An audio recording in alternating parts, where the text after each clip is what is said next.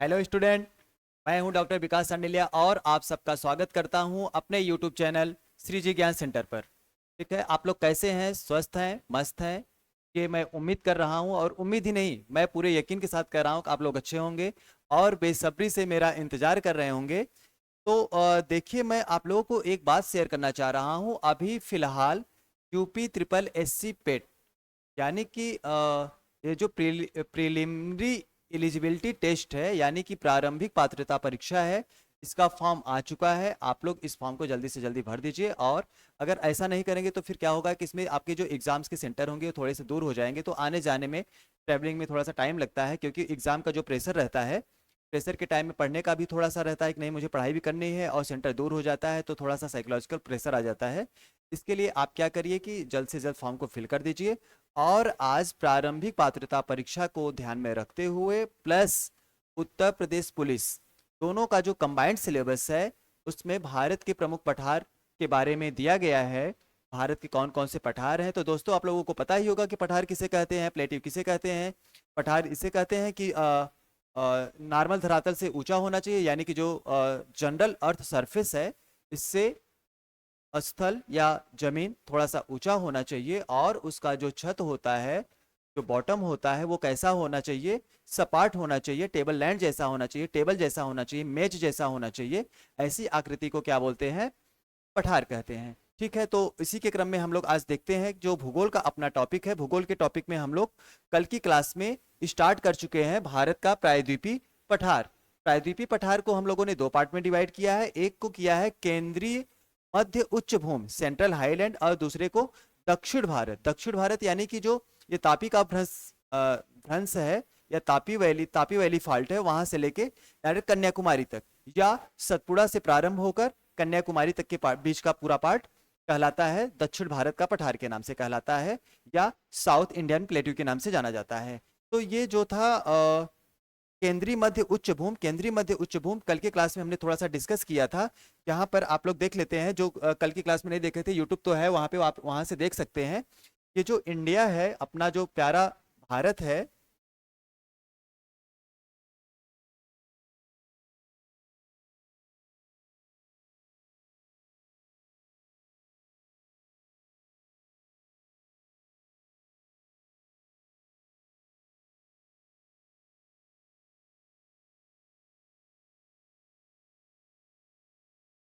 जो इंडिया है, तो यहाँ का जो पार्ट है, कल की क्लास में हम लोगों ने देखा था, ये जो अरावली पर्वत श्रृंखला है, अरावली पर्वत श्रृंखला, यानी कि अहमदाबाद, गुजरात राज्य का जो अहमदाबाद है, गुजरात राज्य का अहमदाबाद, वहां से लेके दिल्ली का जो पश्चिम दक्षिण वाला पार्ट है, या दक्षिण पश्चिम का पार्ट है, वहां तक ये विस्तृत है अरावली।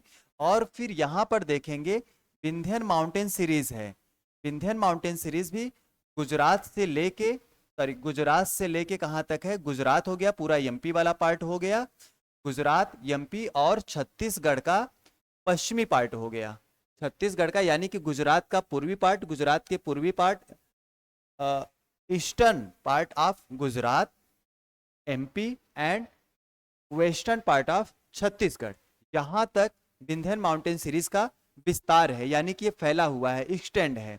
तो इसमें देखते हैं, एक एग्जाम में क्वेश्चन और पूछा गया है कि ये विंध्यन माउंटेन सीरीज और अरावली माउंटेन श्रृंखला, यानी कि विंध्यन पर्वत श्रृंखला और अरावली पर्वत श्रृंखला कहाँ से पृथक हुआ है, यानी कि सेपरेट कैसे हुआ, पता कैसे चलता है ये सीरीज अरावली है और यहाँ से विंध्यन माउंटेन स्टार्ट हो गया है। तो ये जो अलग हुआ है, यहाँ पे जिस फॉल्ट द्वारा अलग हुआ है, उसको बोलते हैं ग्रेट बाउंड्री फॉल्ट, उसको बोलते हैं ग्रेट बाउंड्री फॉल्ट। ये कलर एलिजिबल है कि नहीं कैमरे में? हाँ, दिख तो रहा है, तो ठीक है। ये हो गया यहाँ की बातें। और कल अरावली को एक्सप्लेन कर दिए थे, अरावली कहाँ से कहाँ तक है, अरावली की सबसे ऊंची चोटी कौन सी है ना?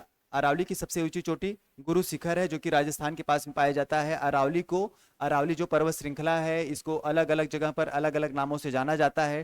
दिल्ली में इसको रायसीना हिल्स या रायसीना की पहाड़ियों के नाम से जाना जाता है, जहां पर राष्ट्रीय भवन स्थित है। अरावली को देखिए, अरावली से जो क्वेश्चन पूछे जाते हैं वो दो तरीके से क्वेश्चन पूछे जाते हैं। एक तो अगर आपसे पूछा जाएगा कि अरावली उत्पत्ति की दृष्टि से किस प्रकार की पर्वत श्रृंखला है। तो कल की क्लास में हमने बताया था कि उत्पत्ति की दृष्टि से अकॉर्डिंग टू ओरिजिन अरावली किस टाइप का माउंटेन है या पर्वत श्रृंखला है। तो अरावली मोड़दार फोल्डेड माउंटेन सीरीज है, लेकिन ये प्रेजेंट टाइम में मानवीय हस्तक्षेप के कारण यानी कि मनुष्यों के कारण ये बहुत ज्यादा इस पे काटछाट किया गया, बहुत ज्यादा अनाच्छादित हुआ। इसलिए प्रेजेंट टाइम में यह एक अवशिष्ट पर्वत श्रृंखला बनकर रह गया है। अवशिष्ट यानी कि इसको रिलेक्ट या रेसिडुअल माउंटेन सीरीज भी बोलते हैं। रिलेक्ट माउंटेन सीरीज या रेसिडुअल माउंटेन सीरीज या अवशिष्ट पर्वत श्रृंखला के नाम से जाना जाता है। अगर एग्जाम में पूछा जाएगा कि अरावली किस प्रकार की पर्वत श्रृंखला है, तो आप बताएंगे अरावली अवशिष्ट पर्वत श्रृंखला है या अरावली रेलिक्ट या रेसिडुअल माउंटेन सीरीज है। लेकिन अगर पूछा जाएगा कि उत्पत्ति की दृष्टि से अरावली किस प्रकार की पर्वत श्रृंखला है, तो उत्पत्ति की दृष्टि से यानी कि जब अरावली की ओरिजिन हुई थी उस समय अरावली एक मोड़दार पर्वत श्रृंखला के रूप में थी। ठीक है, ये फोल्डेड माउंटेन थी ओरिजिन के टाइम पे। ठीक है, ये क्लियर हो गया। अब अरावली देखेंगे। जैसा कि मैंने बताया इसको मनुष्य ने बहुत काटछाट किया। तो क्यों काटछाट किया? देखिए, अरावली का जो श्वेत संगमरमर है, सफेद जो संगमरमर की चट्टाने हैं, उसी से आगरा के ताजमहल का निर्माण हुआ है। आगरा का ताजमहल इन्हीं चट्टानों से बना हुआ है और यहीं के संगमरमर से यानी कि यहीं के मार्बल से, यहीं का मार्बल यानी कि अरावली, यहीं के मार्बल से संगमरमर की चट्टानों से इतमाउद दौला का मकबरा बना हुआ है। इतमाउद दौला का मकबरा बना हुआ है दिल्ली के लाल किला में स्थित मोती मस्जिद। दिल्ली के लाल किला में स्थित मोती मस्जिद यहीं के चट्टानों से बनाया गया है। जो मोती मस्जिद बना है दिल्ली में लाल किले के अंदर, वो कहाँ की चट्टानों से बना है? तो आप बताएंगे अरावली के चट्टानों से ही बनाया गया है। और सबसे बड़ी बात है कि आगरा में, आगरा का जो मोती मस्जिद है वो भी यहीं की चट्टानों से बनाया गया है। और आपको पता होगा प्रेजेंट टाइम में घर में आप लोग बहुत सारी चट्टानों को लगाते हैं। कजारिया हो गया, मकराना हो गया, ये सब चट्टानें कहाँ से आ रही हैं? यहीं से आ रही हैं। इसलिए इसका बहुत बड़े पैमाने पर दोहन किया गया यानी बहुत तोड़फोड़ किया गया। इसलिए प्रेजेंट टाइम में, वर्तमान समय में, यह एक रेलिक्ट माउंटेन सीरीज या रेसिडुअल माउंटेन सीरीज या क्या बोलते हैं इसको हिंदी में, रेलिक्ट हो गया, अवसादी हो गया, या तो इसको बोलते हैं अवशिष्ट पर्वत श्रृंखला। ठीक है, तो ये अरावली हो गई। अरावली के बाद हम लोग दूसरा देखते हैं ये विंध्यन माउंटेन सीरीज को। विंध्यन माउंटेन सीरीज यानी कि विंध्यन पर्वत श्रृंखला। विंध्यन पर्वत श्रृंखला को देख लेते हैं। विंध्यन पर्वत श्रृंखला का जो विस्तार है इसके बारे में थोड़ा सा चर्चा कर लेते हैं। देखिए, अरावली का जो पूर्वी पदी क्षेत्र है, अरावली का पूर्वी पदी क्षेत्र यानी कि ये वाला पार्ट, अरावली का ये वाला पार्ट, ये पूर्वी पदी क्षेत्र मान लीजिए कि पूर्वी पदी, पदी क्षेत्र यानी पिडमांट एरिया। जैसे इंसान का पैर होता है ना, ऐसे ही पहाड़ों का क्या होता है, ऐसे पैर होता है। तो ये वाला यानी कि ये वाले पार्ट की बात किया जा रहा है, इसका पूर्वी पदी क्षेत्र। और ये विंध्यन पर्वत श्रृंखला के बीच में जो स्थलाकृतियां आती हैं या बीच में जो भी स्थल है या भू आकृतियां हैं, उनको सेंट्रल हाईलैंड के नाम से जाना जाता है। और इस सेंट्रल हाईलैंड या केंद्रीय मध्य उच्च भूमि में मालवा का पठार,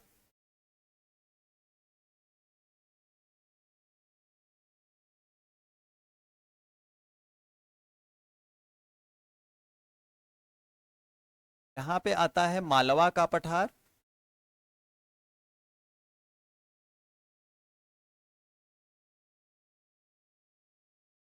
दूसरे नंबर पे आता है बुंदेलखंड का पठार।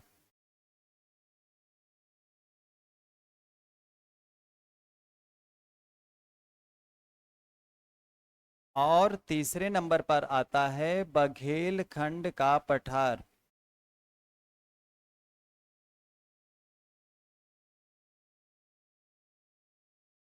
मालवा का पठार, बुंदेलखंड का पठार और बघेलखंड का पठार। क्या हुआ भाई अनिल जी? देखिए, अनिल जी हमेशा डिस्टर्ब करते रहते हैं और ये लेकिन हमको मानते भी बहुत है। देखिए, मेरे लिए पानी लेके आए हैं। तो इसमें अभी जितनी चीज़ें हुई तब तक आप लोग इसको नोट करते रहिए। अरावली के बारे में, विंध्यन माउंटेन सीरीज के बारे में, और तीसरा कौन सा है? सतपुड़ा।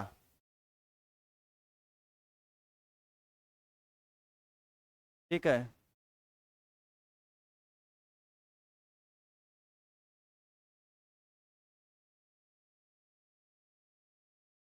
ये इंपॉर्टेंट क्वेश्चन है। अरावली पर्वत श्रृंखला विंध्यन पर्वत श्रृंखला से कहाँ से अलग होता है? तो ये अलग होता है ग्रेट बाउंड्री फॉल्ट द्वारा। इसको शॉर्ट में बोलते हैं GBF।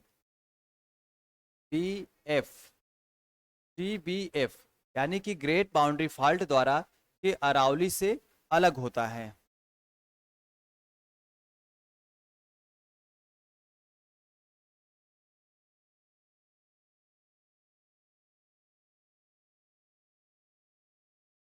इसके बारे में चर्चा कर लेते हैं थोड़ा सा, विंध्य के बारे में।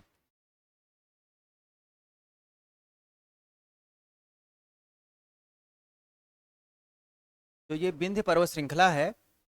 यहाँ पे छोटा सा मैप है तो यहाँ पे बहुत ज्यादा हाथ हो जाएगा। यहाँ पे देखते हैं विंध्य पर्वत श्रृंखला है ये। विंध्य पर्वत श्रृंखला दिख रहा है। विंध्य पर्वत श्रृंखला का जो ये यानी कि अगर देखेंगे मैप में डायरेक्शन, तो ये north, south, west and east यानी कि उत्तर, दक्षिण, पश्चिम और पूर्व।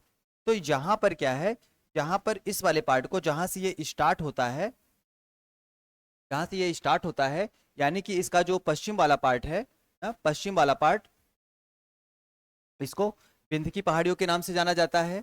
जो ये विंध्यन माउंटेन सीरीज है या विंध्य पर्वत श्रृंखला है, इसका जो पश्चिम वाला पार्ट है इसको विंध्य की पहाड़ियां, इसको विंध्य की पहाड़ियां। जो ये सेंट्रल वाला पार्ट है यानी कि एमपी वाला पार्ट है, इसको हारनेर की पहाड़ियां, हारनेर की पहाड़ियां। और जो ये पूर्वी वाला पार्ट है इसको कैमूर की पहाड़ियों के नाम से जाना जाता है। विंध्य की पहाड़ियां, हारनेर की पहाड़ियां और कैमूर की पहाड़ियों के नाम से जाना जाता है। ये जो विंध्यन माउंटेन सीरीज है ये एक पर्वत श्रृंखला है। इस पे अलग अलग जगह पर अलग अलग नाम से जाना जाता है। इस पर्वत श्रृंखला का जो पश्चिमी वाला पार्ट है इसको विंध्य की पहाड़ियों के नाम से जाना जाता है। इसका जो सेंट्रल वाला पार्ट है, मध्य वाला पार्ट है, इसको भारनेर की पहाड़ियां। और जो पूर्व में है या पूर्वी पार्ट है इसका, उसको कैमूर की पहाड़ियों के नाम से जाना जाता है। और एक बार जान लीजिए कि ये जो है उत्पत्ति के आधार पर यह एक ब्लॉक पर्वत है। अगर आपसे पूछा जाएगा यह किस प्रकार का पर्वत है, तो आप बताएंगे यह एक ब्लॉक पर्वत है। ब्लॉक पर्वत क्यों है? क्योंकि इसके दोनों साइड, ये जो विंध्यन माउंटेन सीरीज है इसके दोनों साइड क्या है, भ्रंश है, फॉल्ट है, इसलिए क्या है ये ब्लॉक पर्वत है। इसके नीचे देखेंगे तो यहाँ पे नर्मदा की भ्रंश घाटी है, इसके बाद सतपुड़ा स्टार्ट होता है। अभी आगे के क्लास में देखते हैं। विंध्य के बारे में बस खाली इतना देखिए कि ये विंध्य जो है गुजरात से लेके कहाँ तक फैला हुआ है, यानी गुजरात का जो ये पश्चिमी पार्ट है वहां से लेके फैला हुआ है, छत्तीसगढ़ के पूर्वी पार्ट तक फैला हुआ है। लगभग 600 के आसपास ना 1700 कुछ के आसपास किलोमीटर की ऊंचाई, सॉरी किलोमीटर की लंबाई में ये फैला हुआ है। और इसका जो, इसको 3 पार्ट में डिवाइड करते हैं। पहला विंध्य की पहाड़ियां, भारनेर की पहाड़ियां और कैमूर की पहाड़ियों के नाम से जाना जाता है। और सबसे इंपॉर्टेंट क्वेश्चन क्या है इसमें, जो सबसे इंपॉर्टेंट क्वेश्चन है कि यह अरावली को विंध्य से कहाँ डिवाइड करता है, तो ये ग्रेट बाउंड्री फॉल्ट द्वारा ये अलग होता है। ठीक है, इसके बाद हम लोग स्टार्ट करते हैं सतपुड़ा, सतपुड़ा पर्वत श्रृंखला या सतपुड़ा माउंटेन सीरीज। और सतपुड़ा माउंटेन सीरीज, ये माउंटेन सीरीज कहाँ पर है, यह mountain series Vindhya mountain series हो गया, विंध्यन पर्वत श्रृंखला हो गया। इसके नीचे नर्मदा की भ्रंश घाटी है और नर्मदा की भ्रंश घाटी के बाद ही सतपुड़ा, ये सतपुड़ा स्टार्ट हो जाता है। सतपुड़ा, ये सतपुड़ा हो गया, ये विंध्यन हो गया और ये अरावली हो गया। ठीक है, एकदम हाईलाइट कर दिया है इसको। तो सतपुड़ा हो गया। सतपुड़ा के बारे में हम लोग थोड़ा चर्चा कर लेते हैं। यह गुजरात के राजपीपला से प्रारंभ होकर, यह गुजरात, एक मिनट थोड़ा सा इसमें,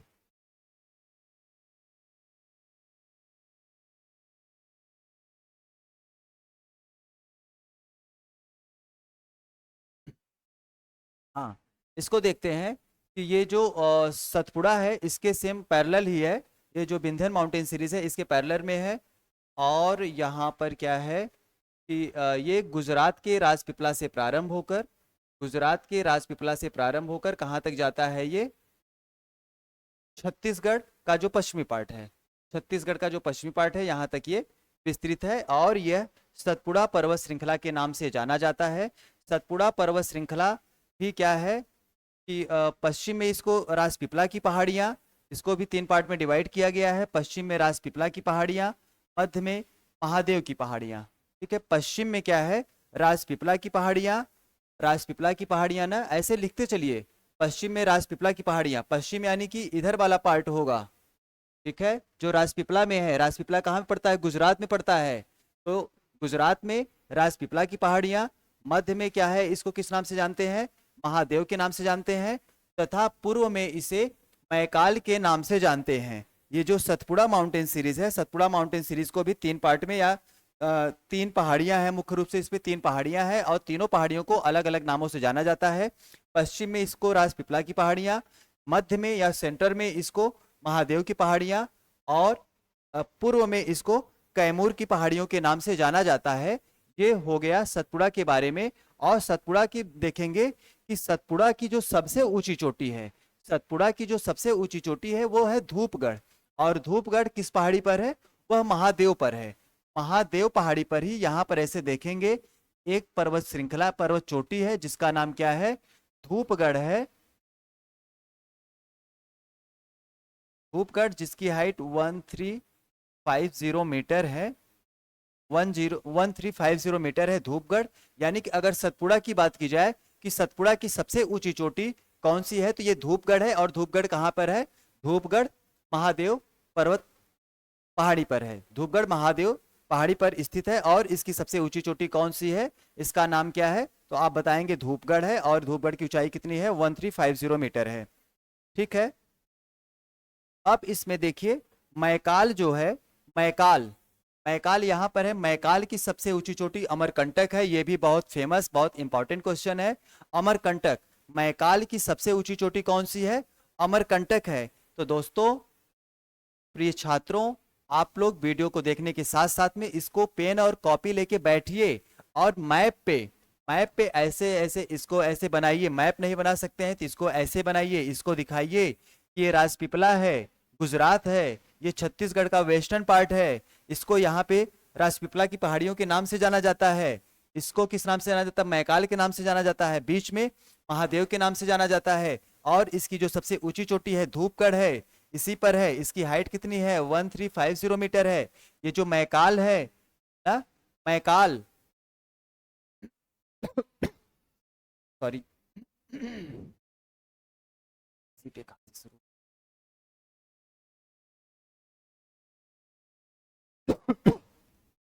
यहाँ पर क्या है, मैकाल है। मैकाल की सबसे चोटी, ऊंची चोटी अमरकंटक है, 1046 मीटर, 1046 मीटर। ये मैकाल की सबसे ऊंची चोटी है, मैकाल की सबसे ऊंची पर्वत श्रृंखला है। ये तो देखिए अभी तक सतपुड़ा के बारे में है। और ये सब क्वेश्चन क्या है, कई बार एग्जाम में पूछे गए हैं, तो आगे के एग्जाम में अभी पूछे जाने की संभावना भी है। यहीं पर देखिए अमरकंटक जो है, ये अमरकंटक जो यहाँ पर है ये बहुत फेमस है। अमरकंटक फेमस क्यों है, क्योंकि इसका जो ये अमरकंटक हो गया, जो कि मैकाल की सबसे ऊंची चोटी है अमरकंटक, इसके पश्चिमी ढाल से, इसके पश्चिमी ढाल से नर्मदा नदी निकली हुई है। नर्मदा नदी इसके पश्चिम ढाल से निकली हुई है। इसके उत्तर में सोन नदी है, सोन नदी इसके पश्चिम में यानी कि वेस्टर्न साइड से निकली है नर्मदा नदी।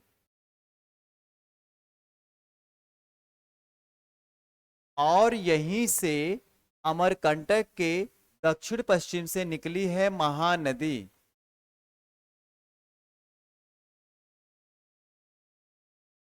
महानदी, सोन नदी और नर्मदा नदी। देखिए इसमें मैप बोर्ड पे जो लिखा जा रहा है थोड़ा सा बहुत ज्यादा हास-पास हो जा रहा है। आप स्क्रीनशॉट भी लेंगे तो ये समझ में नहीं आएगा।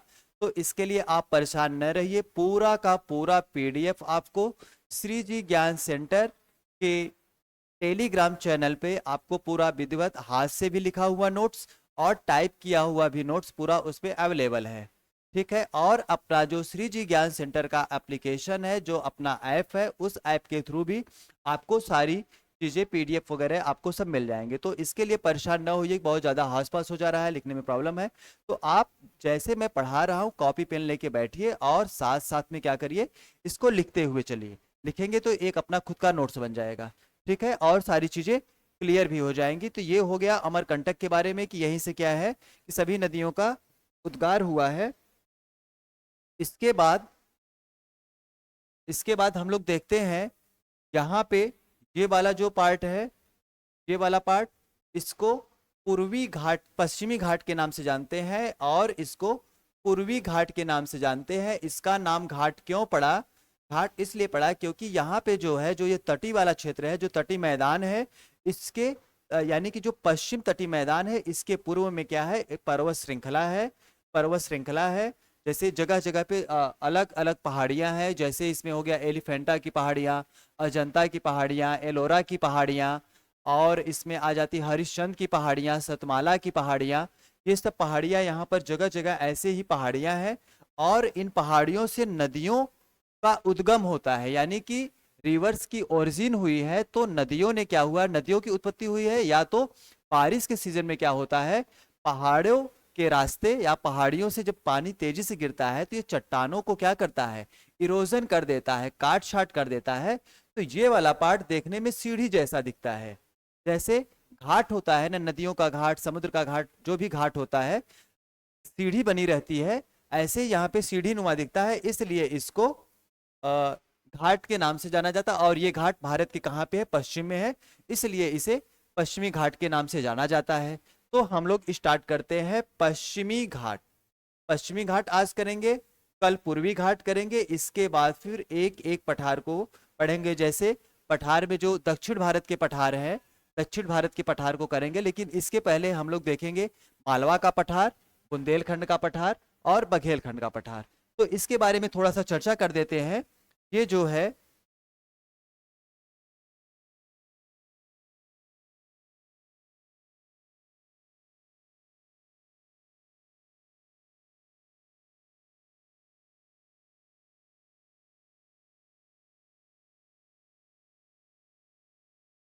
यहाँ पे देखेंगे जिसको पश्चिमी घाट के नाम से जाना जाता है, इस वाले पार्ट को, इस वाले पार्ट को पश्चिमी घाट के नाम से जाना जाता है। ये भारत के पश्चिम में है, इसलिए इसको पश्चिमी घाट के नाम से जाना जाता है। ठीक है, देखिए पश्चिमी घाट को, ये भी एग्जाम में पूछा गया क्वेश्चन है कि पश्चिमी घाट को और किस नाम से जाना जाता है। तो पश्चिमी घाट को सह्याद्री के नाम से जाना जाता है। पश्चिमी घाट को सह्याद्री के नाम से जाना जाता है। और सह्याद्री को मुख्य रूप से तीन पार्ट में हम लोग डिवाइड करके पढ़ते हैं। सह्याद्री को मुख्य रूप से तीन पार्ट में डिवाइड करके पढ़ते हैं। इसका जो ऊपर वाला पार्ट है, ये वाला जो पार्ट है, महाराष्ट्र,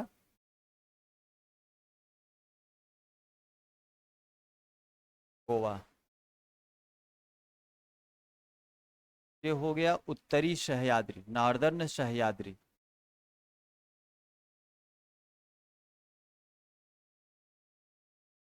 फिर हो गया ये गोवा, हो गया गोवा से केरल, गोवा कर्नाटका हो गया, कर्नाटका का लास्ट पॉइंट। यहाँ कर्नाटक से लेके तमिलनाडु, ठीक, केरल हो गया यहाँ से। ये उत्तरी सह्याद्री, मध्य सह्याद्री। मुस्कुराइए, आप एसएससी वर्ड में हैं, लेकिन साथ में पेन कापी लेके भी बैठिए, क्योंकि ये श्रीजी ज्ञान सेंटर है। पेन कापी नहीं तो फिर थोड़ा सा हैंग कर सकते हैं। और सबसे बड़ी बात क्या है, सामने एग्जाम है, एकदम सीरियस पढ़ाई, बस पढ़ाई पढ़ाई और पढ़ाई। मध्य सह्याद्री, दक्षिणी सह्याद्री, ठीक है। ये पश्चिमी घाट है, पश्चिमी घाट को सह्याद्री के नाम से भी जाना जाता है। सह्याद्री को मुख्य रूप से तीन पार्ट में डिवाइड करके पढ़ते हैं, उत्तरी सह्याद्री, मध्य सह्याद्री, दक्षिणी सह्याद्री। उत्तरी सह्याद्री का विस्तार देखेंगे कहाँ से कहाँ तक है। ये महाराष्ट्र, महाराष्ट्र से स्टार्ट होके गोवा तक, यानी कि महाराष्ट्र में यहाँ पे देखे होंगे ना, जो सतपुड़ा है, सतपुड़ा के नीचे से ही तापी की भ्रंश वैली है। सतपुड़ा के नीचे से क्या है, तापी नदी, तापी की फॉल्ट वैली, यानी कि भ्रंश घाटी है। भ्रंश घाटी का मतलब वहीं से ये नदी प्रवाहित होती है, तापी नदी। यानी कि जो तापी नदी है, इसके दक्षिण से प्रारंभ होकर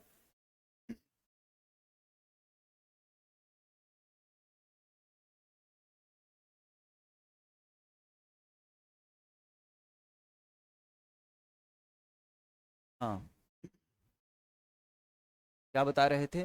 महाराष्ट्र। महाराष्ट्र और गोवा में यहाँ पे तापी नदी की भ्रंश घाटी है। तापी नदी के दक्षिण से, यानी कि ऐसे जो तापी नदी है, तापी नदी यहाँ से निकली हुई है और ऐसे ही अरब सागर में गिर जा रही। तो अरब सागर में गिरने से पहले ये क्या है, महाराष्ट्र यहाँ से स्टार्ट होता है, महाराष्ट्र है ये पूरा।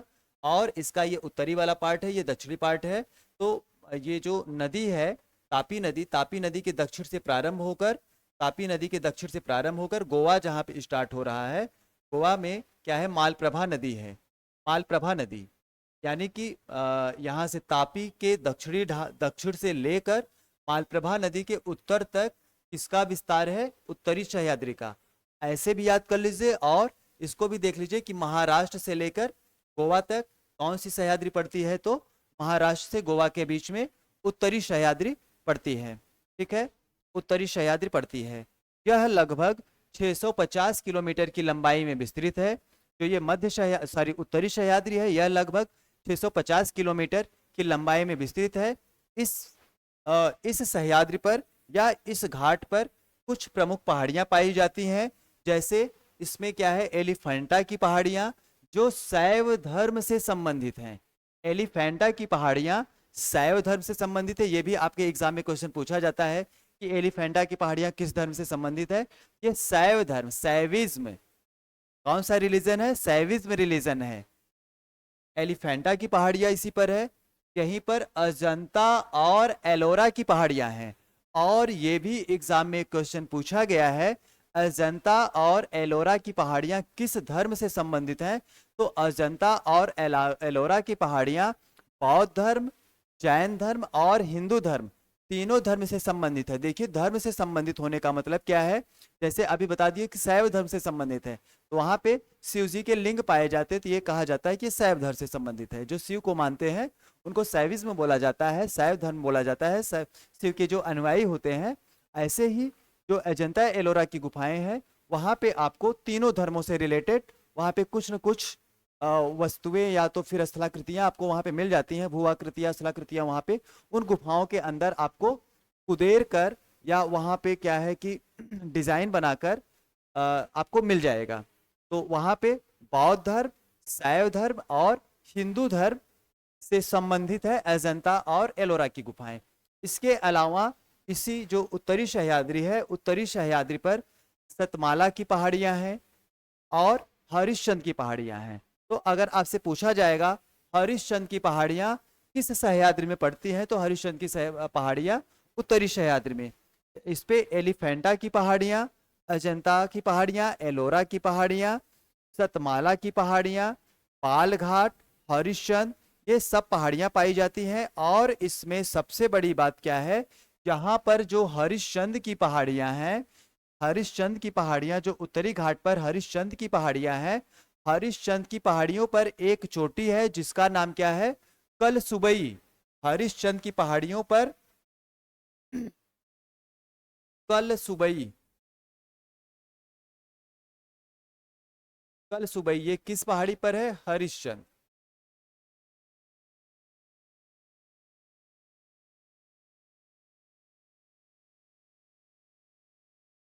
हरिश्चंद्र पहाड़ियों पर कलसुबई पर्वत चोटी है। और कलसुबई पर्वत चोटी की जो हाइट है वो है 14।